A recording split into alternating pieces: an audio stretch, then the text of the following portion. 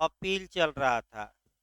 फिर एक बार मैंने अपील से भी आपका क्वेश्चन बनता है, मेंस में ही बनता है, प्री में भी।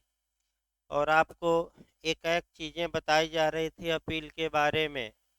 और आइए उसको फिर एक बार 2 मिनट दोहरा के और फिर आपका अपील को आगे बढ़ाया जाए। अपील के बारे में प्रावधान सामान्यतः 372 से लेकर 394 तक में दिया गया है। यहाँ जो क्वेश्चन आपका बनता है ये 372 से भी बना है। 372 में एक सिद्धांत है कि अपील विधि द्वारा सृजित अधिकार है, यानी कि अधिनियमित अधिकार है, कोडिफाई अधिकार है, अंतर्निहित अधिकार नहीं है। अपील का अधिकार कब उत्पन्न होता है? जब मुकदमा दायर किया जाता है। ये भी याद रखिए, निर्णय के समय नहीं। इसके बाद 273 बताया गया था कि प्रतिभूत के मामले में अपील, यानी कि धारा 107 सीआरपीसी से 110 तक में जो आदेश बांड भरने के लिए दिया गया है, उस मामले में अपील कहाँ होगी? तो एक लाइन याद रखना है आपका कोर्ट ऑफ सेशन में। इसके बाद 374 से 374 से क्वेश्चन बनता है कि अपील्स फॉर कन्विक्शन, यानी कि दोष सिद्धि के विरुद्ध अपील। तो 3 अपील न्यायालय हैं, पहले जानना है कौन कौन अपील न्यायालय है। तो court of session, high court और सुप्रीम कोर्ट, कल बताया भी गया था। यानी कि 3 अपील न्यायालय है, कौन कौन? कोर्ट ऑफ सेशन, आपका हाई कोर्ट और तीसरा है आपका सुप्रीम कोर्ट। अब कब अपील कोर्ट ऑफ सेशन में होगी, कब अपील हाई कोर्ट में होगी, ये 2 पॉइंट आपका महत्वपूर्ण है और यही टेक्निकल क्वेश्चन बनता है। देखिए, अगर सत्र न्यायालय ने या अपर सत्र न्यायालय ने कोई भी दंडादेश दिया हो तो उसकी अपील सदैव उच्च न्यायालय में होगी, चाहे 1 दिन का दंड दिया हो और चाहे 2 साल का, चाहे मृत्यु दंड दिया हो, इससे मतलब नहीं है। और अन्य न्यायालय, यानी कि सहायक सत्र न्यायाधीश, मुख्य न्यायिक मजिस्ट्रेट, आपका अपर मुख्य न्यायिक मजिस्ट्रेट, प्रथम वर्ग न्यायिक मजिस्ट्रेट, द्वितीय वर्ग न्यायिक मजिस्ट्रेट, इनके मामलों में एक समय है। अगर 7 वर्ष या 7 वर्ष से कम की ये सजा दिए हैं तो इनके निर्णय से अपील कोर्ट ऑफ सेशन में होगी। और अगर 7 वर्ष से ऊपर का माने दंडादेश ये पारित किए हैं तो कल बताया भी, पिछले टर्म पर बताया गया था, उसकी अपील अब कोर्ट ऑफ सेशन में न होकर कहाँ होगी? High court. यही ज़्यादातर पूछा जाता है। इसके बाद आइए, आपका खंड 4 भी महत्वपूर्ण है कि दुराचार के मामले में अगर अपील की जाती है तो अपील का निपटारा कितने समय के अंदर किया जाएगा? तो 6 माह के अंदर। ये भी याद रखिए, कितने माह के। और काफ़ी अच्छा कोरिलेशन भी कराया गया था। अब आइए सेक्शन आपका देखा जाए 375, यहाँ से भी आपका क्वेश्चन बना है। जब कुछ मामलों में जब अभियुक्त दोषी होने का अभिवचन करे, अपील का न होना, यानी कि प्ली ऑफ गिल्टी, यानी कि दोषी होने का अभिवाक पर अगर दोष सिद्ध किया जाता है, तो अगर हाई कोर्ट में ये मामला चल रहा है, हाई कोर्ट ने किया है, तो सुप्रीम कोर्ट में कोई अपील नहीं होगी। और अन्य न्यायालय ने किया है तो सामान्यतः अपील नहीं होगी, सिवाय, तो सिवाय ही पूछा जाता है कि किन 2 आधारों पर अपील हो सकती है। और वहीं आपका घुमावदार क्वेश्चन बनता है। तो 2 आधार याद रखिए, पहला दंड के परिणाम पर और दूसरा दंड की वैधता। फिर एक बार याद रखिए भाई, प्ली ऑफ गिल्टी के आधार पर अगर अभियुक्त को दोषी ठहराया गया है तो अपील का आधार सीमित होगा। केवल दो आधार सामान्यतः अपील नहीं होगी, लेकिन इसके कितने अपवाद हैं? दो। कौन कौन? कल परसों बताया गया। एक दंड के परिणाम पर और दूसरा दंड की वैधता। इसी को इतना उलझाऊ क्वेश्चन दे देगा कि भाई जो भी देखिए बहुत शब्द मैंने घुमा कर ये देता है। जो भी शब्द घुमा कर दे, मैं बता रहा हूँ, आपका कर्तव्य है कि कंसेप्ट बिल्कुल क्लियर रखिए कि दो के सिवाय किसी अन्य आधार पर अपील नहीं होगी। तो ये मैं बताया था डिटेल में, अब बताना नहीं। आइए 376 से भी क्वेश्चन बनता है। 376 से जो क्वेश्चन बनता है, पेटी केसेज में अपील का न होना, यहाँ से भी एक क्वेश्चन बनता है कि छोटे मामलों में अपील का न होना। ये लिस्ट बनाई गई थी और ज़्यादातर आपका सीजीएम पूछा जाता है, मुख्य न्यायिक मजिस्ट्रेट। तो 100 रुपये तक का जुर्माना अगर मुख्य न्यायिक मजिस्ट्रेट ने दिया है तो उसकी आगे अपील नहीं होगी। और भी भाई कल बताया गया था परसों, उसकी लिस्ट याद करनी पड़ेगी। अब आइए आगे देखा जाए। 377 राज्य सरकार द्वारा दंडादेश के विरुद्ध अपील। इसको कहा जाता है दंड की अपर्याप्तता के मामले में। दूसरी भाषा में भी लिख सकते हैं, दंड की अपर्याप्तता के मामले में अपील।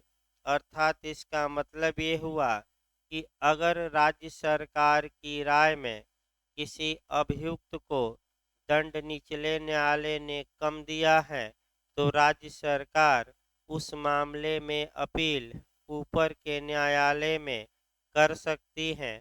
और क्यों कर सकती है? ताकि दंड की मात्रा बढ़ाई जाए। फिर एक बार देखिए, इसका मतलब ये हुआ कि अगर सब निचले न्यायालय ने दंड कम दिया है तो सरकार को ये शक्ति प्राप्त है कि वह उस मामले में अपील न्यायालय में अपील कर सके ताकि आपका दंड की मात्रा बढ़ाई जा सके। एक दो पहले उदाहरण देखिए, तब आपका बैरेक शुरू किया जाए। मान लीजिए कि घर में चोरी का मामला था, अभियुक्त को 7 साल के लिए सजा दी जा सकती थी, लेकिन मजिस्ट्रेट ने 1 महीने की सजा दी। तो अगर राज्य सरकार को लगता है या जिसके घर में चोरी हुई है 273 का 272 का परंतु के अनुसार जिसके घर में चोरी हुई है वह भी या राज्य सरकार दंड की मात्रा बढ़ाने के लिए कोर्ट ऑफ सेशन में अपील कर सकती है। कहाँ कर सकते हैं? मजिस्ट्रेट ने कम दंड दिया है तो कोर्ट ऑफ सेशन। और अगर न्यायाधीश ने कम दंड दिया है तो दंड की मात्रा बढ़ाने के लिए अपील कहाँ होगी? High court. और हाई कोर्ट ने ही कम दंड दिया है तो सुप्रीम कोर्ट। उसके बाद कोई उपाय नहीं है, बस एक क्रम बना लीजिए। मजिस्ट्रेट ने कम दंड दिया है तो अपील कहाँ होगी? Court of session. को न्यायाधीश ने कोई मैंने कोर्ट ऑफ सेशन या निचले ने दिया है तो अपील कहाँ होगी? High court. और हाई कोर्ट ने ही कम दंड दिया है तो दंड की मात्रा बढ़ाने के लिए अपील कहाँ हो सकेगी? Supreme court. अब इसी को आपका 377 4-5 धाराएं इधर रट कर जाइएगा। एक दो धारा और बड़ी है, उसके बाद छोटी धाराएं आएंगी। देखिए आपका 377 राज्य सरकार द्वारा दंडादेश के विरुद्ध अपील। उपधारा 2 में जैसा उपबंधित है उसके सिवाय राज्य सरकार उच्च न्यायालय से भिन्न किसी न्यायालय द्वारा किए गए विचारण में दोष सिद्धि के किसी मामले में लोक अभियोजक को यानी कि पब्लिक प्रोसिक्यूटर को दंडादेश की अपर्याप्तता के आधार पर उसके विरुद्ध से सत्र न्यायालय में यदि दंडादेश किसी मजिस्ट्रेट द्वारा पारित किया गया है और उच्च न्यायालय में अगर दंडादेश किसी अन्य न्यायालय द्वारा पारित किया गया है, अपील उपस्थित करने का निर्देश दे सकती है। यानी कि कुल मिलाकर 2 लाइन याद रखना है कि अगर किसी मजिस्ट्रेट ने दंड कम दिया, जैसे मैं उदाहरण भी बताया, तो राज्य सरकार पब्लिक प्रोसिक्यूटर यानी कि सरकारी वकील को निर्देश दे सकती है कि वह सत्र न्यायालय में दंड की मात्रा बढ़ाने के लिए इस मामले में अपील करे। अगर आपका मजिस्ट्रेट के अलावा और हाई कोर्ट के अलावा किसी अन्य न्यायालय ने, तो अन्य में बचा ही कौन? सत्र न्यायालय, अपर सत्र न्यायालय, सहायक सत्र न्यायाधीश। अगर इन लोगों ने कोई निर्णय दिया है और दंड कम दिया है, तो राज्य सरकार लोक अभियोजक को निर्देश दे सकती है कि वह उच्च न्यायालय में इस मामले की अपील करे। क्या करने के लिए? दंड की मात्रा बढ़वाने के लिए। तो आपका यही पॉइंट याद रखना है।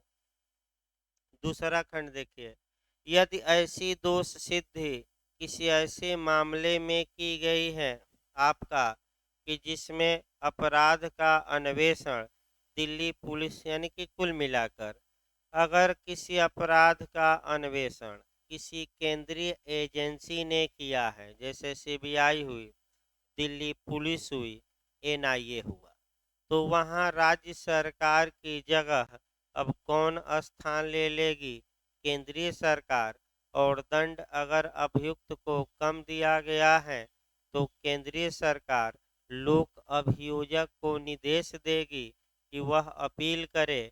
और फिर वही नियम, मजिस्ट्रेट ने कम दंड दिया है तो कहाँ अपील होगी? Court of session.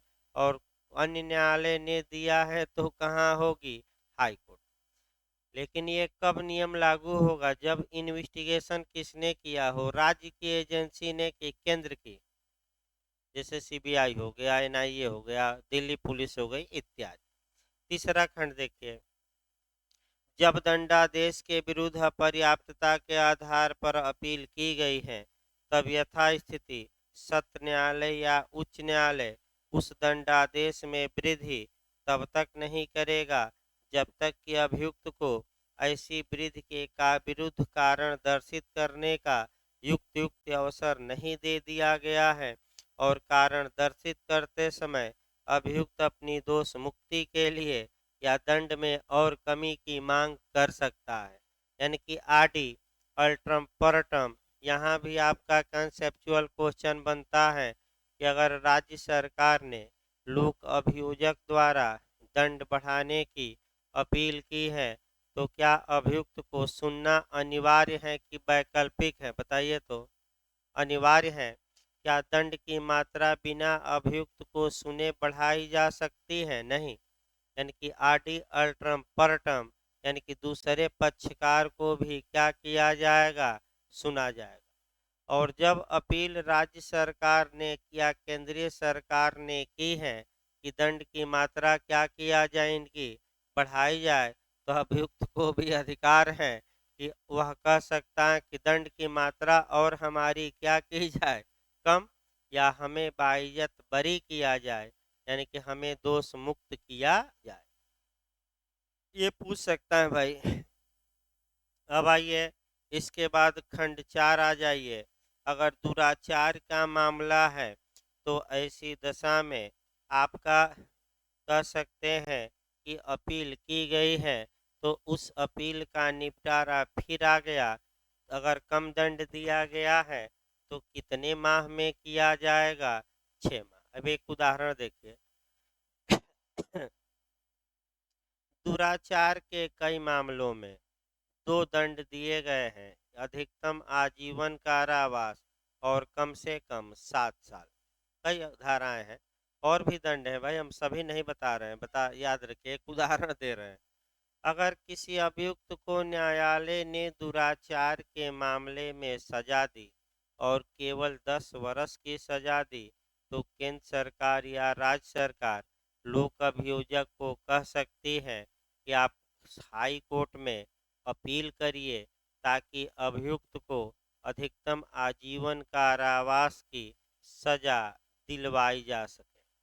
तो अपील जब दुराचार के मामलों में होगी दंड की अपर्याप्तता के आधार पर, तो उसका निपटारा हाई कोर्ट को कितने दिन के अंदर करना होगा। तो लगातार बताया जा रहा है कितने दिन है, पीछे भी बताया गया 6 माह, और यहाँ भी कितने महीने हैं, 6 माह। इसके बाद 378 भी आपका पूछा जाता है, दोष मुक्ति की दशा में अपील। दोष मुक्ति की दशा में अपील किस सेक्शन में है, तो 378। दोष मुक्त का मतलब ये हुआ कि न्यायालय ने आपका बाइज्जत बरी कर दिया, अर्थात न्यायालय में यह बात प्रमाणित नहीं हो पाई कि इस अपराध को अभियुक्त ने किया, अतः न्यायालय ने अभियुक्त को छोड़ दिया। छोड़ दिया मतलब बाइज्जत क्या कर दिया, बरी या संदेह का लाभ दे दिया, तो उसको हम क्या कहते हैं, एक्विटल कर दिया। एक्विटल मतलब क्या हुआ, दोष मुक्ति। तो फिर नियम बना लीजिए, अगर मजिस्ट्रेट ने बाइज्जत बरी किया या संदेह का लाभ दिया, तो अपील कहाँ होगी, कोर्ट ऑफ सेशन। और कोर्ट ऑफ सेशन ने या न्यायाधीश ने ऐसा किया है, तो अपील कहाँ होगी, हाई कोर्ट। और हाई कोर्ट ने बाइज्जत बरी कर दिया या संदेह का लाभ दिया, तो अपील कहाँ होगी, सुप्रीम कोर्ट। भाई सब एक क्रम बना लीजिए, मजिस्ट्रेट के खिलाफ सत्र न्यायालय, सत्र न्यायालय के खिलाफ कहाँ, हाई कोर्ट, और हाई कोर्ट के खिलाफ कहाँ जाएंगे, सुप्रीम कोर्ट। लेकिन आपका कुछ टेक्निकल एक दो पॉइंट है, वही पॉइंट पूछा जाता है, वही पढ़ना भी है। देखिए आपका अब सही रहेगा। 378 दोष मुक्ति की दशा में अपील। उपधारा 2 में जैसा उपबंधित है उसके सिवाय और उपधारा 3 और 5 के अधीन रहते हुए जिला मजिस्ट्रेट किसी मामले में लोक अभियोजक को किसी संज्ञेय और अजमानती अपराध की बाबत किसी मजिस्ट्रेट द्वारा पारित दोष मुक्ति के आदेश से सत्र न्यायालय में अपील उपस्थित करने का निर्देश दे सकता है। यही आपका पूछा जाता है, अच्छे से याद रखिए। अगर किसी मजिस्ट्रेट ने किसी अभियुक्त को एक्विटल किया है, अर्थात दोष मुक्त कर दिया है, तो कैसे अपील होगी, तो आपका सतर्क रहना है। जिला मजिस्ट्रेट लोक अभियोजक यानी कि सरकारी वकील को निर्देश देंगे कि सरकारी वकील सत्र न्यायालय में अपील करे। अगर दोष मुक्ति का आदेश किसने दिया है, मजिस्ट्रेट ने, लेकिन किस मामले में, वही अंडरलाइन ब्रैकेट में करना है।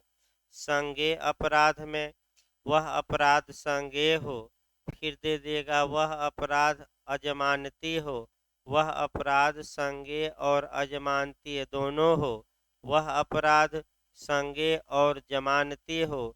यही पॉइंट फंसाता है।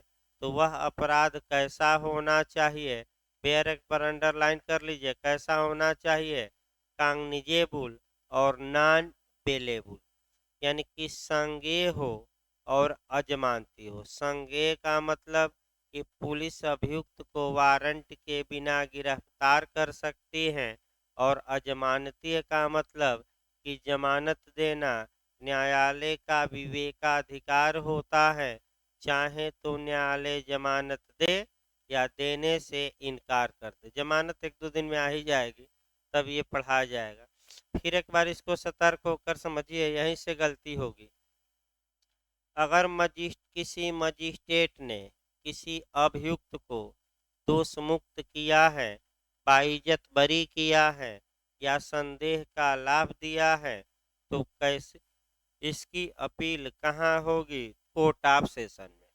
तो कैसे होगी अपील, किन मामलों में होगी, सभी मामलों में नहीं, तो जिला मजिस्ट्रेट के निर्देश से होगी। डीएम किसको निर्देश देंगे, पब्लिक प्रोसिक्यूटर को, लोक अभियोजक को, अर्थात सरकारी वकील को। और किन मामलों में ये निर्देश दिया जाएगा कि अपील करिए, तो जिस मामले में अभियुक्त बाइज्जत बरी हुआ हो, वह मामला कैसा होना चाहिए, वहीं अटैक करता है। अंडरलाइन कर लीजिए बैरक में, कैसा होना चाहिए, संज्ञेय की अजमानती की दोनों। अब देखिए संज्ञेय अजमानती, संज्ञेय या अजमानती, संज्ञेय और अजमानती। तो बीच में जो एंड लिखा है तो एंड ही मारिए, और आर लिखा है तो आर। तो क्या लिखा है, और अटैक किस पर करिएगा, ये क्वेश्चन आता है। अब आइए, अगर किसी अन्य न्याय मजिस्ट्रेट के अलावा और हाई कोर्ट के अलावा अन्य न्यायालय ने अगर आपका दोष मुक्ति का आदेश दिया है, तो आपका ऐसी दशा में अगर किसी न्यायाधीश ने दिया है हाई कोर्ट के अलावा, तो उसकी अपील हाई कोर्ट में होगी। लेकिन किसके, आपका कौन निर्देश देगा कि इसकी अपील की जाए हाई कोर्ट में? अब डीएम नहीं, यहाँ से अब आपका निकाल देना है डीएम को। यानी कि अगर किसी सत्र न्यायाधीश या अपर सत्र न्यायाधीश या सहायक सत्र न्यायाधीश ने किसी अभियुक्त को दोष मुक्त करने का आदेश दिया, तो इसकी अपील, पहला नियम याद रखिए, कहाँ होगी, हाई कोर्ट में। अब कोर्ट ऑफ सेशन में नहीं, कहाँ। लेकिन कौन लोक अभियोजक को निर्देश देगा कि हाई कोर्ट में अपील की जाए? अब डीएम न मार कर आइएगा, कौन निर्देश देगा? तो आपका जवाब रहेगा राज्य सरकार। कौन निर्देश देगा? राज्य सरकार। और अब केंद्रीय सरकार की एजेंसी है, तो भाई राज्य सरकार की जगह कौन आ जाएगा? केंद्र सरकार। आगे नहीं पढ़ना है ये। अगला आइए, अब टू आपका 79 देखा जाए। ठीक है, अब छोटी छोटी धाराएं आएंगी आपका। कुछ मामलों में उच्च न्यायालय द्वारा दोष सिद्ध किए जाने के विरुद्ध अपील, यानी कि आपका 379 में प्रावधान है, लिख लीजिए, उच्चतम न्यायालय में अपील। थोड़ा अपनी भाषा में भी लिख लीजिएगा बैरक पर। सुप्रीम कोर्ट में अपील, यानी कि सुप्रीम कोर्ट में अपील कब हो सकेगी? हाई कोर्ट द्वारा हाई दिए गए निर्णय के विरुद्ध। तो बस एक लाइन याद रखना, देखिए, यदि उच्च न्यायालय ने अभियुक्त व्यक्ति की दोष मुक्ति के आदेश को अपील में उलट दिया है और उसे दोष सिद्ध किया है तथा उसे मृत्युदंड या आजीवन कारावास या 10 वर्ष या 10 वर्ष से अधिक का कारावास दिया है, तो उसकी अपील कहाँ होगी? आपका सुप्रीम कोर्ट। अच्छे से देखिए भाई, एक उदाहरण मान लीजिए, सत्र न्यायालय में एक के खिलाफ हत्या का मुकदमा चला और एक को सत्र न्यायालय ने बाइज्जत बरी कर दिया, यानी कि दोष मुक्त कर दिया, यानी कि एक्विटल कर दिया। अब सरकार ने एक के खिलाफ अपील की, हाई भाई सत्र न्यायालय ने किया है तो कहाँ अपील होगी? High court. हाई कोर्ट ने क्या किया कि सत्र न्यायालय की जो दोष मुक्ति का आदेश था उसको सेट एसाइड कर दिया। सेट एसाइड कर दिया मतलब कि उलट दिया, और उलट कर अभियुक्त एक को सजा दे दी। तो सजा कौन सी दी? या तो मृत्युदंड की सजा दी हो, या आजीवन कारावास की, या 10 वर्ष की, या 10 वर्ष से अधिक। तो ऐसी दशा में हाई कोर्ट के इस निर्णय के खिलाफ अपील कहाँ की जा सकती है? Supreme court. फिर एक बार समझिए, निचले न्यायालय ने आपका दोष मुक्त किया था अभियुक्त को, बाइज्जत बरी या एक्विटल किया था।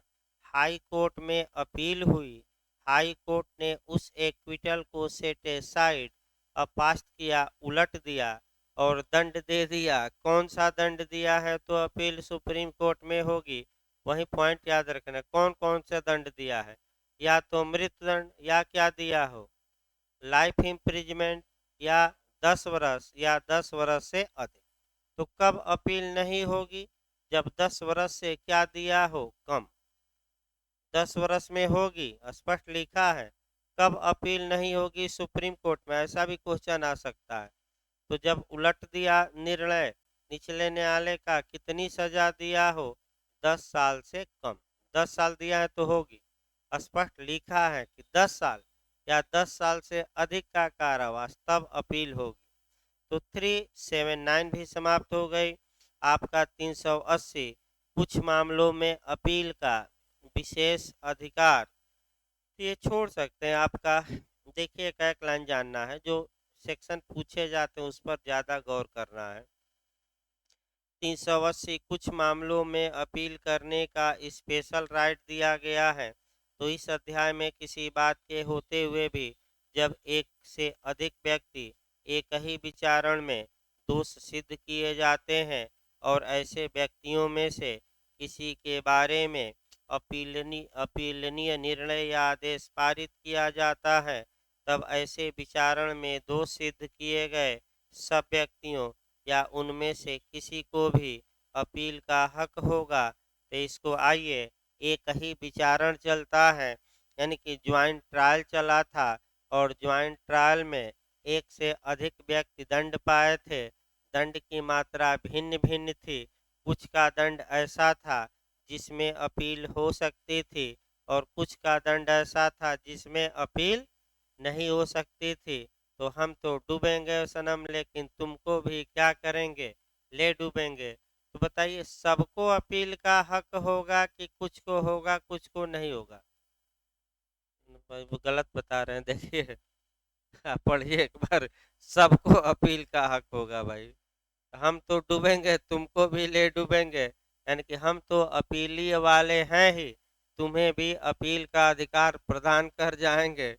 फिर एक बार देखिए भाई, इसीलिए कहा जाता है कि फिर एक बार देखिए। अब पहले तो भाई कंसेप्ट बना जाए, हल्का सा भी अगर कोई गलत बता देता है, मान लीजिए किसी कारण से, तो पहले कंसेप्ट अब क्लियर करना चाहिए कि ज्वाइंट ट्रायल या संयुक्त विचारण हो सकता है कि नहीं, एक साथ कई व्यक्तियों का ट्रायल हो सकता है कि नहीं। तो अब सीआरपीसी में हम थोड़ा व्यापक वे लेंगे और धारा 218 से चलेंगे। 218 सेक्शन 218 बताता है कि सामान्य नियम यह है कि प्रत्येक अपराध का विचारण अलग किया जाए, आरोप अलग लगाया जाए। लेकिन ये विधि का पूर्ण नियम नहीं है। आपका 219, 220, 221 और 223, यानी कि 219, 220, 221, 223, बीच में एक धारा मिस है, 222, याद रखिएगा, में कुछ कंडीशन दी गई है जहाँ की ज्वाइंट ट्रायल हो सकता है, संयुक्त विचारण हो सकता है। तो मान लीजिए 5 व्यक्तियों का ट्रायल एक साथ चला, पांचों को सजा दी गई, 3 की को इतनी सजा दी गई कि वह अपील कर सके और 2 को जो सजा दी गई वह अपीलीय नहीं थी। तो कानून ये कहता है कि जिनकी सजा अपीलीय नहीं है, वे चाहें तो उनको भी अपील का अधिकार होगा और वो क्या कर सकते हैं, अपील कर सकते हैं। तो 380 हो गया। 381 कोर्ट ऑफ सेशन में अपीलें कैसे सुनी जाएंगी? तो या तो सत्र न्यायालय सुने या सत्र न्यायालय न सुने तो उस अपने नीचे वाले को भेज दे, अपर सत्र न्यायाधीश या किसको, सहायक को, या आप ही अपील सुन लीजिए, तो ये भी पूछा नहीं जाता। इसके बाद 382 अपील की अर्जी। तो या तो अपील कौन दायर करेगा, या तो अपीलार्थी करे, अभियुक्त स्वयं करे, या उसका प्लीडर यानी कि अधिवक्ता के माध्यम से भी अपील दायर की जा सकती है। स्वयं आने की आवश्यकता नहीं है। 382 आप 383 पूछा जाता है, जब अपीलार्थी जेल में है तब प्रक्रिया।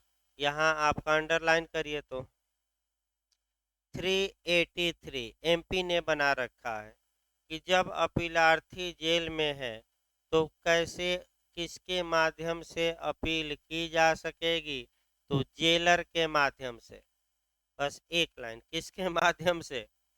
जेलर के, नहीं जेलर नहीं लिखा है भाई, हाँ जेल के बाहर साधक अधिकारी लिखिएगा। ठीक है, लेकिन आपका भाई जेल, अगर जेल का बाहर साधक अधिकारी लिखा है तो जेलर मारकर न आइए। जेल का बाहर से ठीक है, मैंने जो उस जेल का मुखिया हो, ठीक है जेलर ही होता है। लेकिन जैसे कि कोई संस्था है, कहीं अन्य रखा है तो उसको वार्डन भी कहते हैं, तो इसीलिए जेल का क्या लिख दिया गया? बाहर साधक अधिकारी। बस एक लाइन याद रखना है कि जेल में है तो किसके माध्यम से अपील कर सकता है? तो जेल के बाहर साधक अधिकारी के माध्यम से।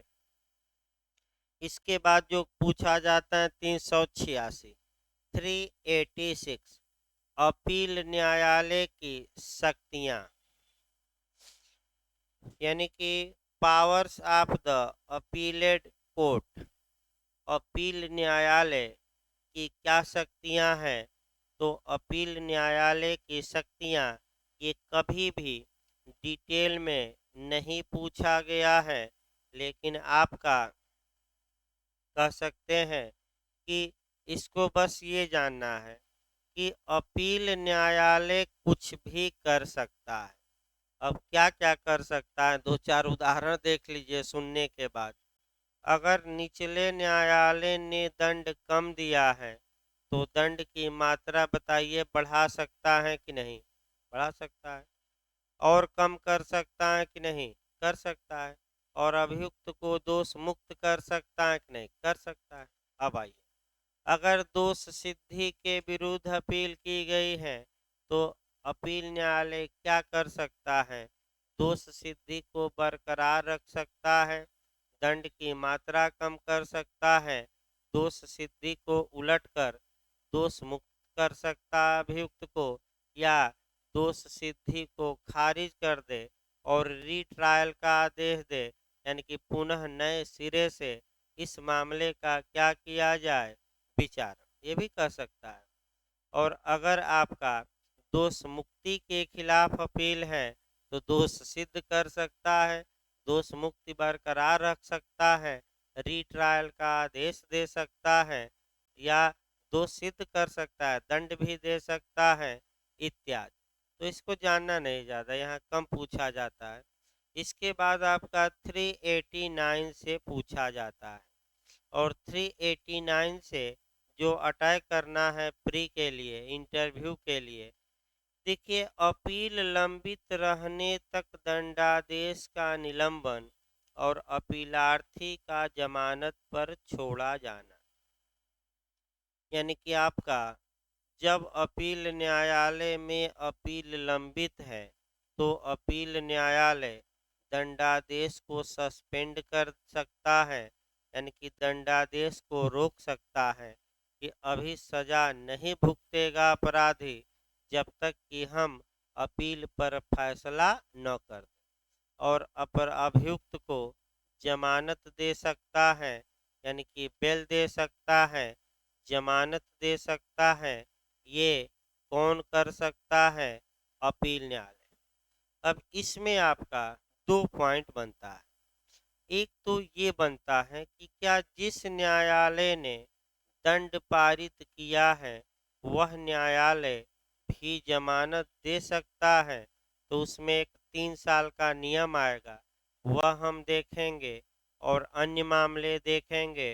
तो सबसे पहले अच्छा, हाँ क्वेश्चन देखिए प्री का भी, कि अपील के लंबित रहने तक जमानत का प्रावधान किस धारा में? तो भाई याद रखिएगा कौन सा सेक्शन चल रहा है? 389। पहला क्वेश्चन, अपील के लंबित रहने तक दंडादेश का निलंबन किस धारा में? 389।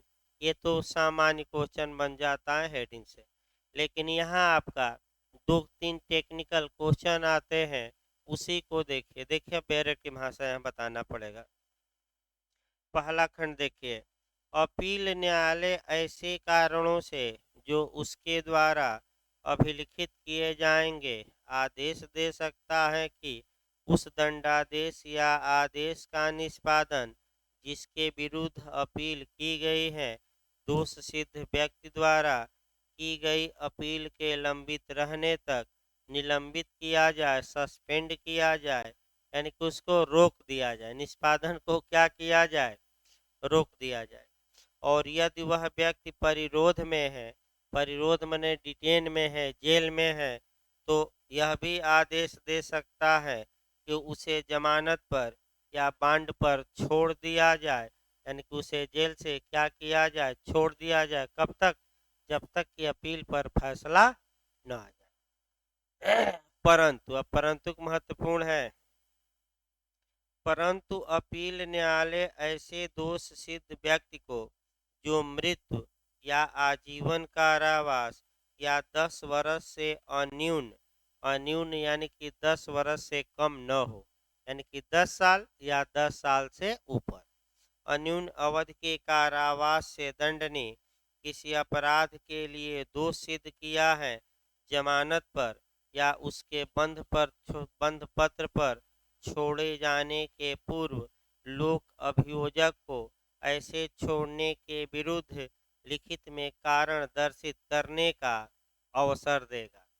यानी कि अगर निचले न्यायालय ने किसी अभियुक्त को मृत्युदंड की सजा दी है या आजीवन कारावास की सजा दी है या 10 साल या उससे ऊपर के कारावास की सजा दी है और न्यायालय चाहता है कि ऐसे व्यक्ति को अपील के लंबित रहने तक जेल से छोड़ दिया जाए। कब तक? जब तक कि अपील क्या है, लंबित है। तो ऐसी दशा में न्यायालय ऐसे अभियुक्त को छोड़ने के पूर्व किसको अपनी बात रखने का मौका देगा? सरकारी वकील को, यानी कि लोक अभियोजक को, यानी कि पब्लिक प्रोसिक्यूटर को। सरकार को सुना जाएगा।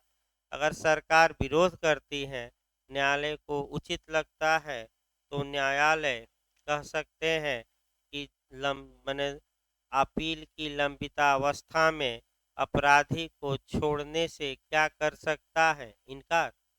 इसमें कोई शक नहीं, लेकिन सरकार का पक्ष भी क्या किया जाएगा? तो बताइए, कब सरकार का पक्ष सुनना आवश्यक नहीं है? जब सजा कितनी दी गई हो? 10 साल से कम। कितनी? भाई नियम अपना भी बनाइए, कितनी दी गई हो? चलिए आगे देखिए। परंतु यह और कि ऐसे मामलों में जहां दोष सिद्ध व्यक्ति को जमानत पर छोड़ा जाता है, लोक अभियोजक जमानत रद्द करने की मांग कर सकता है। तो भाई मांग कर सकता है, छोड़ा गया कि इनकी जमानत रद्द करिए। खंड 2 देखिए। अपीलीय न्यायालय को इस धारा द्वारा प्रदत्त शक्ति का प्रयोग उच्च न्यायालय भी किसी भी अपील के मामले में कर सकता है जो किसी दोष सिद्ध व्यक्ति द्वारा उसके अधीनस्थ न्यायालय में की गई है। इसका मतलब कि कोर्ट ऑफ सेशन में अपील हुई, कोर्ट ऑफ सेशन ने छोड़ने से क्या कर दिया? इनकार। तो अब कहाँ जाएंगे छुड़वाने के लिए? High court. तो हाई कोर्ट क्या छोड़ सकता है कि नहीं? छोड़ सकता है। और हाई कोर्ट ने भी इनकार कर दिया तो कहाँ पहुंच जाते हैं? सुप्रीम कोर्ट की अपील के लंबित रहने तक हमें क्या किया जाए? जमानत दी जाए। अगला देखिए, तीसरा।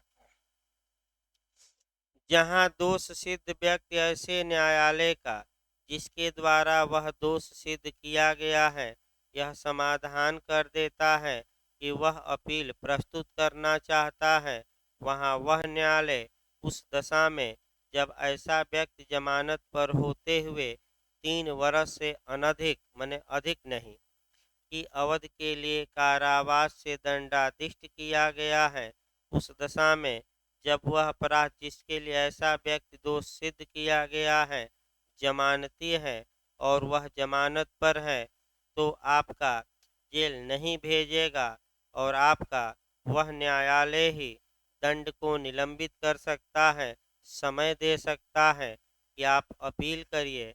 यही पॉइंट समझना है और यही आपको न आए तो अच्छे से लिख लीजिए अलग से। देखिए मैं तो बता ही रहा हूँ, ये पॉइंट काफ़ी अच्छा है और यहीं से आपका क्वेश्चन भरमाता है। ध्यान से देखिएगा। देखिए अब अपील न्यायालय नहीं, जिस न्यायालय ने दंड दिया है।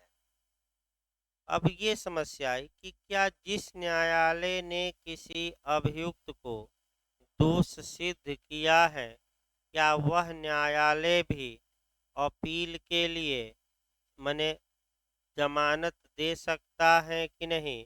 अर्थात क्या वह न्यायालय अपील फाइल करने के लिए जमानत दे सकता है कि नहीं? अपील न्यायालय नहीं, मैं फिर बता दूं, ये अपील न्यायालय के लिए नहीं चल रहा है।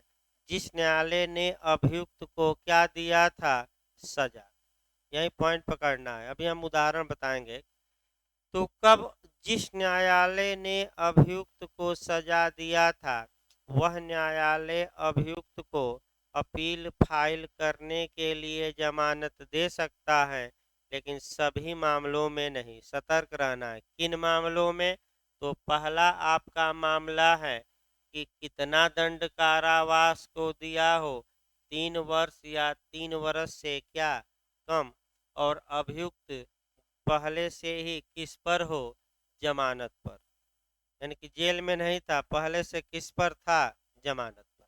तो जो न्यायालय सजा देता है, वह सजा समय दे सकता है वह न्यायालय कि जाइए, अभी तुरंत हम जेल नहीं भेजेंगे, कुछ दिन हम आपको जमानत देते हैं, इतना दिन मौका देते हैं, आप ऊपर जाकर क्या करिए?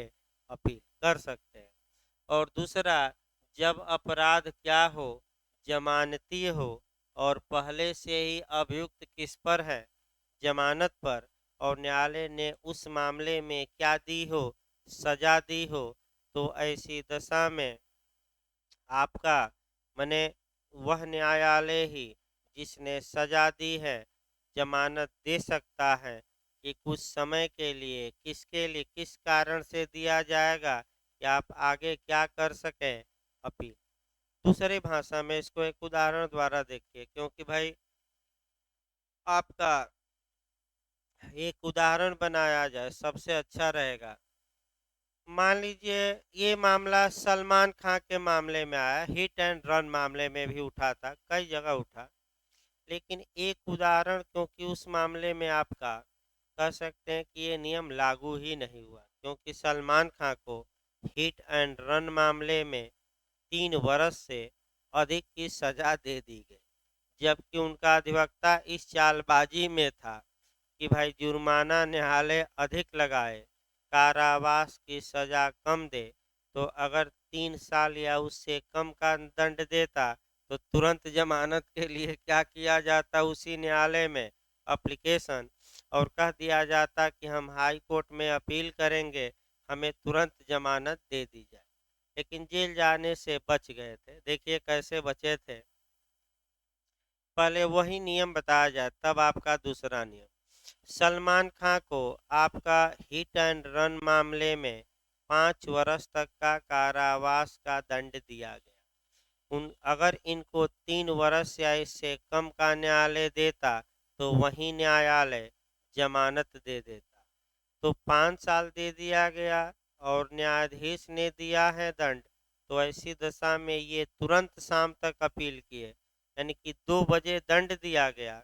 और बड़े लोगों का यही होता है कि वकील मने करोड़ों खर्चा कर देते हैं, और तुरंत ये मैं बता दूं कि चले गए high court, Bombay high court, और तुरंत इनकी एक्सेप्ट भी हो गई, मने याचिका, तुरंत सुनवाई भी हो गई, और 5 4 5 बजे तक आ गया कि सलमान खान को बेल दे दी गई, यानी कि जेल जाने से क्या हो गए? बच गए।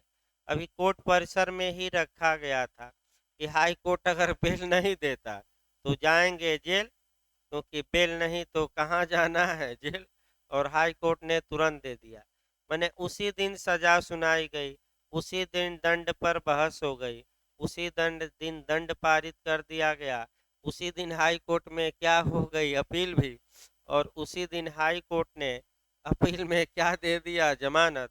इतना तेज अगर आम आदमी के पक्ष में कानून काम करने लगे, तो न्याय धड़ल्ले से होगा। आम आदमी रहता तो डेट पर डेट, डेट पर डेट। तो इन लोगों का डेट बहुत जल्दी पड़ता है, क्या देकर? पैसा, पैसा, पैसा। और रस्तोगी साहब आए थे सुप्रीम कोर्ट से, 1 करोड़ से कम नहीं लिए होंगे, कम से कम 1 करोड़ शाहरुख खान से कमाए होंगे और तब आके जमानत करवाई, इसमें कोई शक नहीं है। काफ़ी पैसा लिए होंगे भाई, सुप्रीम कोर्ट से आए तो भाई 50 लाख हो जितना की डील हुई हो, लेकिन पैसा ज़्यादा लिए होंगे। फिर विमान का टिकट, ये टिकट, पूरी गाड़ी व्यवस्था, खाना पीना, होटल, सब ये पेड किया जाता है क्लाइंट द्वारा। तब सुप्रीम कोर्ट के वकील आकर आराम से रहते हैं और बहस करके आराम से क्या करते हैं, निकल जाते हैं। पहले पैसा और तब काम, पहले दाम और तब क्या, काम। तो देखिए आपका फिर एक बार नियम देखिए, एक उदाहरण अपना बना जाओ, सलमान खान का छोड़िए, अब अपना उदाहरण बना जाए। मान लीजिए सत्र न्यायालय है, सत्र न्यायालय ने एक अभियुक्त को 2 साल की सजा दी। कितने साल की हम निकाल रहे हैं, 2 साल की।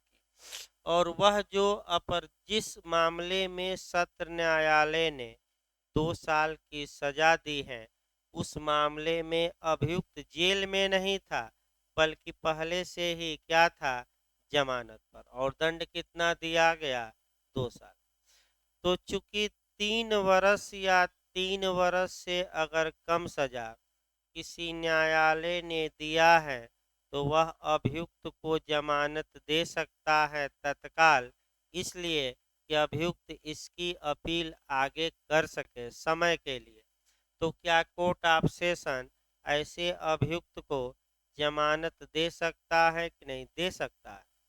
भाई अपील न्यायालय नहीं दे रहा है, जिस न्यायालय ने क्या दिया है, सजा। तो दूसरा कंडीशन क्या है कि अभियुक्त को किस अपराध में सजा दी गई थी, किसी जमानती अपराध में, और उस जमानती अपराध में वह पहले से किस पर था, जमानत पर। तो ऐसी दशा में यहाँ आपका यहाँ भी उसे सजा दी जाती है। तो जो न्यायालय सजा देता है वह जमानत दे सकता है, किस लिए कि आप इसकी अपील इतना समय दे रहे हैं, इतना समय के अंदर चाहें तो आप आगे अपील करिए। तो 2 कंडीशन है, तो 3 वर्ष वाला ही ज़्यादा पूछा जाता है। फिर एक बार लास्ट में बता दूं, टेक्निकल क्वेश्चन है कि अगर किसी न्यायालय ने 3 वर्ष या उससे कम की सजा दी है और अभियुक्त जेल में पहले से नहीं है, कहाँ है, जमानत पर। तो ऐसी दशा में उसी न्यायालय में ही, किस न्यायालय में, जिसने दोष सिद्ध किया है, जमानत के लिए तुरंत आवेदन दिया जा सकेगा और वह न्यायालय अपील आप आगे कर सकें, इसके लिए क्या दे सकेगा, टाइम। तो टाइम देगा तो क्या देगा, जमानत।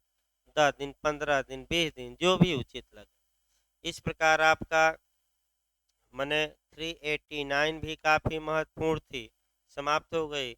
390 दोष मुक्ति से अपील में अभियुक्त की गिरफ्तारी हो सकती है, छोड़ दीजिए।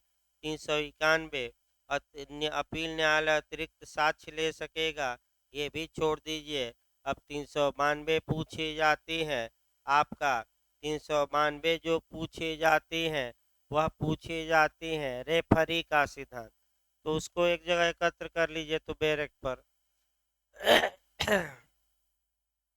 रेफरी का सिद्धांत किस धारा में, निर्णायक का सिद्धांत किस धारा में, या एम्पायर का सिद्धांत किस धारा में? तो सीआरपीसी की धारा 392 में है। और उसको लिखिए भाई, फिर सीआरपीसी की धारा को रिलेट कर लीजिए 370, वहीं लिखिए बैरक पर, बैरक पर ही अब लिखिए ज़्यादा। 370 एविडेंस में पूछा जाता है 2020 जैसे हो रहा है। और देख ही रहे हैं आपने, आप देखे कि भारत की क्या दुर्दशा हुई, यानी कि आपका भारत के खिलाड़ियों का जो जोश था वह आपका क्या था, लो था। स्पष्ट दिखाई दिया कि इनका आईपीएल खेलते खेलते ये थकान से क्या हो गए हैं, चूर। और इसीलिए जोश इनका हाई नहीं है बल्कि लो है, थके थके सब लग रहे थे। उत्साह की कमी थी। आपका इस कारण से भी भारत हारा और पाकिस्तान जीता। और जैसे ही पाकिस्तान जीता तो भाई ये मान लिया गया कि हमने किसको जीत लिया, भारत को। तो भाई वहाँ के गृह मंत्री स्पष्ट आकर मीडिया में कहे कि भाई हमने ये मैच नहीं जीता, हमने कश्मीर को जीत लिया है, अब फतह करना बाकी है केवल, और ये इस्लाम की जीत है। यानी कि उसको धर्म से जोड़ दिए। तो धर्म से जोड़ने की क्या आवश्यकता थी? आप भाई ये कहते कि हम भारत को हरा दिए हैं, आपका और उल्टा सीधा दो चार बात बोलते भारत के बारे में। लेकिन वही है कि बिना धर्म के आपका काम ही नहीं चलेगा। तो अलग बात है भाई, उससे हमें ज़्यादा मतलब नहीं है, क्योंकि वो विवादित मुद्दा है। और विवादित मुद्दों से क्या थोड़ा दूरी बनाकर ही रहा जा सकता है, तभी क्लास सुव्यवस्थित चल सकता है। तो आगे देखा जाए आपका रेफरी का सिद्धांत कहता क्या है। तो रेफरी का सिद्धांत, निर्णायक का सिद्धांत, एम्पायर, या देखिए रेफरी का सिद्धांत होता क्या है। अब तो धारा बता ही दी गई। देखिए, मान लीजिए अपील न्यायालय है और अपील न्यायालय में दो जज सुनवाई कर रहे हैं। 302 का मामला है। एक जज की राय है कि ये तो मर्डर है और अभियुक्त को किस धारा के तहत दंडित किया जाना चाहिए, 302। और एक जज हाई कोर्ट का है, वह ये कह रहा है कि नहीं, ये मर्डर की कैटेगरी में न आने वाला आपका होमोसाइड है, यानी कि आपराधिक मानववध है। अतः अभियुक्त को आईपीसी की धारा 304 के तहत दंडित किया जाना चाहिए। तो जब दोनों में मतभेद हो गया तो कैसे फैसला होगा? तो 292 बस ये कहती है कि ये दोनों लोग अपना अपना निष्कर्ष निकाल कर अपना अपना विचार किसको भेज दें, किसी अन्य को। तो किसी अन्य कौन हो गया यहाँ? सी। तो सी को ही हम क्या कहेंगे? एम्पायर। और ये जिधर लुढ़क जाएगा उधर 2-1 से फैसला हो जाएगा। अगर सी इनकी ओर लुढ़क गया तो भाई 2-1 की ओर हो गए, और एक क्या हो गया अकेले, तो कितने से फैसला आ गया? 2-1। 2-1 तरफ। और अगर सी इनकी ओर हो गया तब भी कितने से फैसला आ गया? 2-1।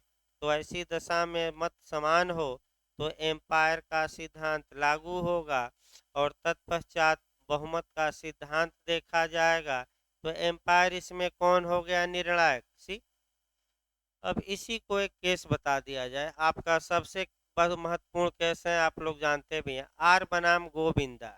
आर मने रेक्स, रेक्स मने किंग, किंग मतलब सम्राट। भाई याद रखिए, आर मतलब क्या होता है? रेक्स। रेक्स मतलब किंग, इंग्लैंड का सम्राट। जैसे कि यहाँ भारत संघ है तो वहाँ इंग्लैंड नहीं है, वहाँ जो विधिक लीगल पर्सनालिटी है वह सम्राट को प्राप्त है।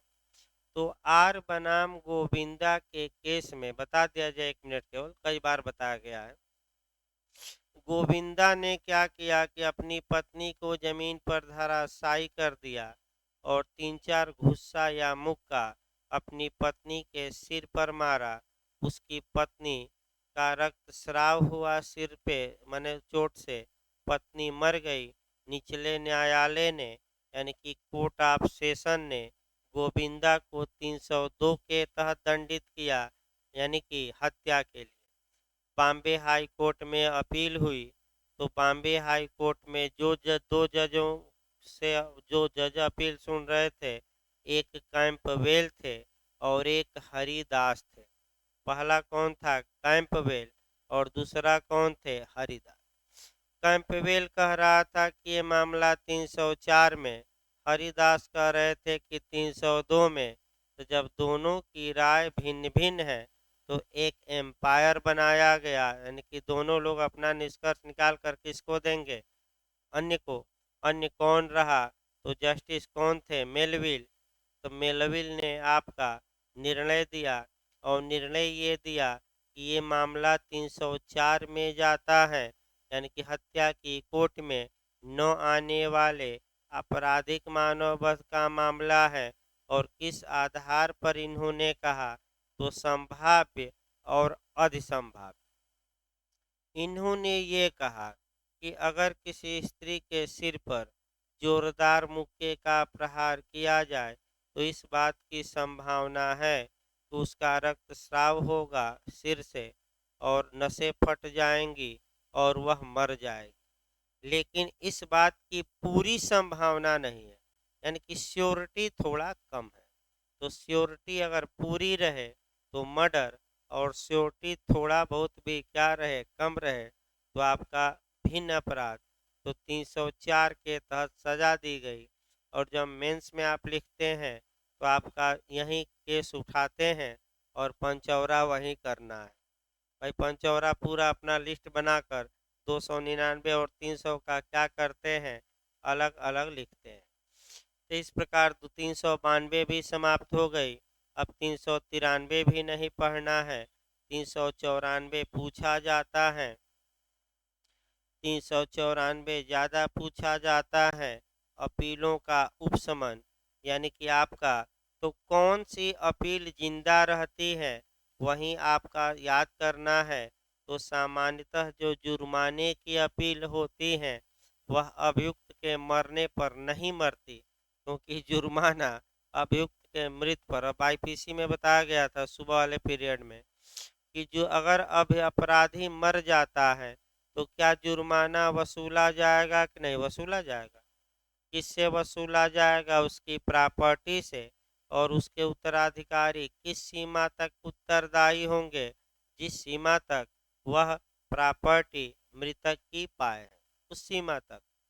तो आइए आपका ये यहाँ टेक्निकल क्वेश्चन बनता है, थोड़ा सतर्क रहना। एमपी में देखिए यहाँ बेरेक्ट पढ़ना पड़ेगा। देखिए क्या करके भाई, अपीलों का उपशमन, एबेट एबेटमेंट यानी कि समापन, उसको ना है तो लिख लीजिए। उपशमन मने अपील द एंड हो जाना, भाई ना है तो लिख लीजिएगा। उपशमन का मतलब क्या हुआ, समाप्त। समाप्त द एंड ही कहा जाता है उसको, और भाषा में मैंने अंत हो जाना, अंत कह सकते हैं। अंत हो जाना, खत्म हो जाना, समापन ये भी कह सकते हैं। ठीक है, उपशमन समापन। देखिए भाई एक एक शब्दों को, सेक्शन 377 या सेक्शन 378 के अधीन प्रत्येक अन्य अपील का अभियुक्त की मृत्यु पर अंतिम रूप से उपशमन हो जाएगा। अब ये आपका अभियुक्त की मृत्यु पर किस धारा के तहत अपील का अंतिम रूप से समापन हो जाएगा, तो दो सेक्शन दिए गए हैं और कम से कम उन सेक्शनों को गौर करना है। कौन कौन से सेक्शन है, 377 और दूसरा कौन है आपका 378। अब 377 और 378 में दिया क्या गया है, अब अंदर जाकर पढ़ना है।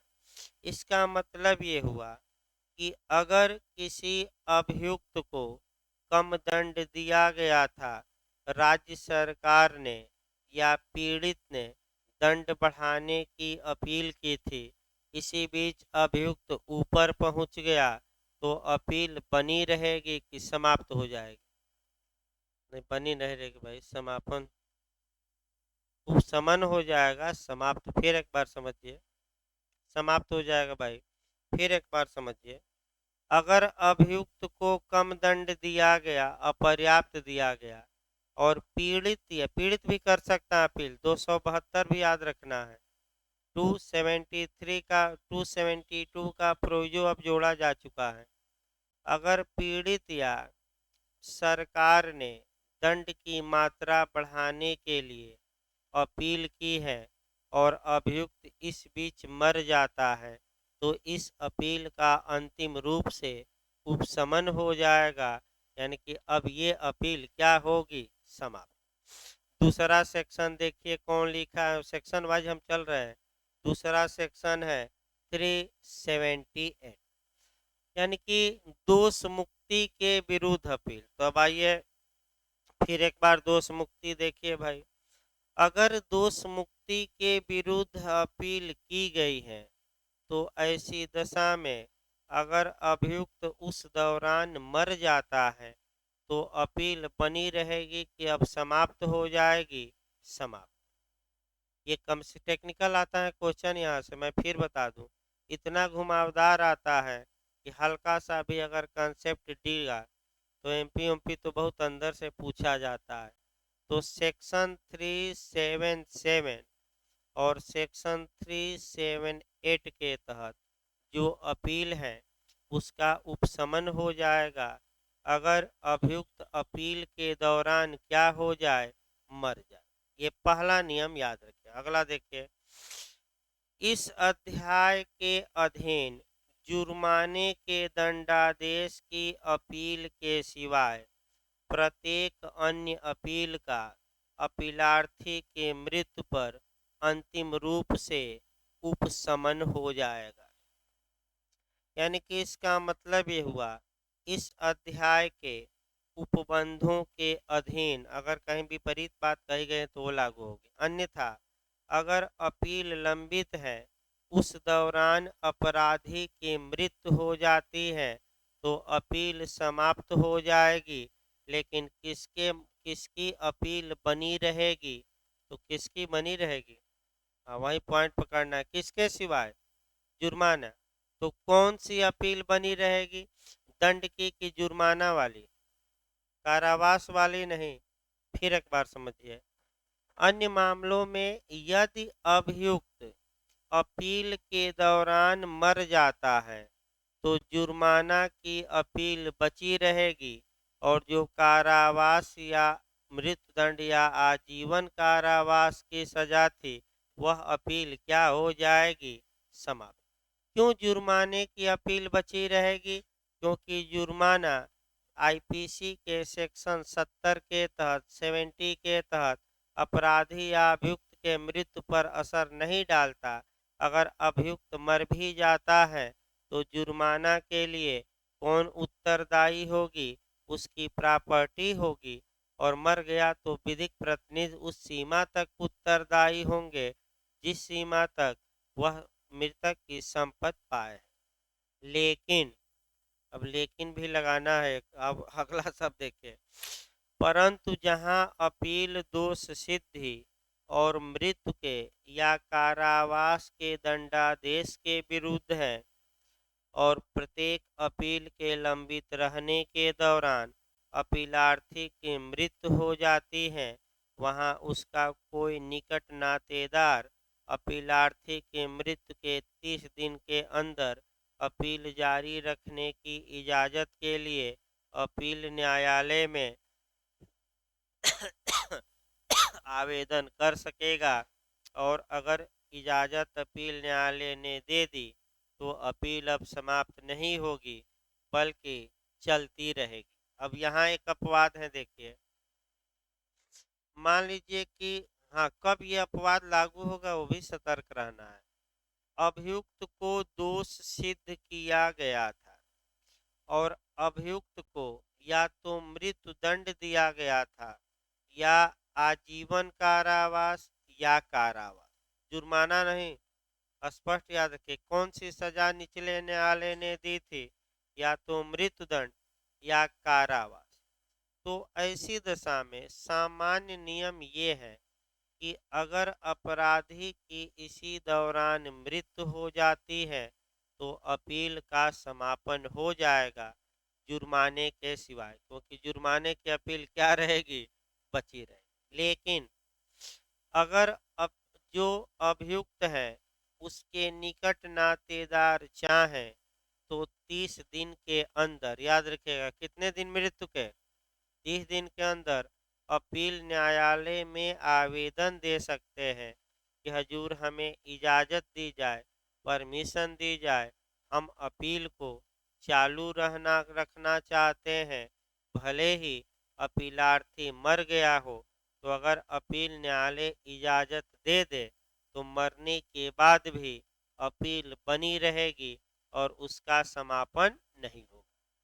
अभी ऐसा क्यों नियम रखा गया? इसका कारण इसका कारण ये है भाई जो परिवार वाले हैं, जो लांछन लगा है कि इनका बाप तो सजा पाया था और अपील के लंबित रहने तक ऊपर पहुंच गया, तो वह लांछन को क्या किया जाए, हटाया जाए।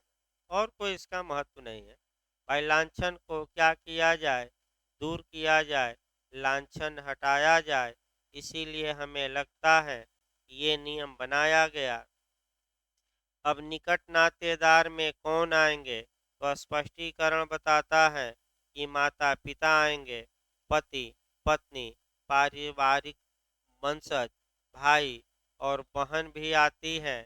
यानी कि ये निकट नातेदार में आएंगे और ये लोग चाहें तो अपील को जिंदा रख सकते हैं, लेकिन किसकी जहाँ। हाँ उससे नहीं नहीं, दो, हाँ 2 साल 3 साल कारा, देखिए या तो मृत्युदंड दिया गया हो या कोई कारावास, चाहे 1 दिन का दिया गया 2 साल, क्योंकि समय लिखा नहीं है। तो समय नहीं लिखा है तो हम सब मानेंगे, चाहे आजीवन कारावास, चाहे 10 साल, चाहे 7 साल, चाहे 1 दिन का। भाई नहीं लिखा है तो कारावास का मतलब चाहे 24 घंटे का, तो 24 घंटे का कारावास भी है। आईपीसी की धारा 510। तो अभी आपका 15 मिनट बाद 10 मिनट क्लास चलेगा भाई। सीआरपीसी आज भी चलेगी, आईपीसी कल चलाया जाएगा। सीआरपीसी इधर आपका रिवीजन विजन समाप्त कर दिया जाए, तो आईसीआरपीसी चलेगी अभी आपका 15 मिनट बाद, 12-15 मिनट बाद। अभी चलिए अपील हो गया, अब निर्देश पुनरीक्षण हो जाए। ज़्यादा 400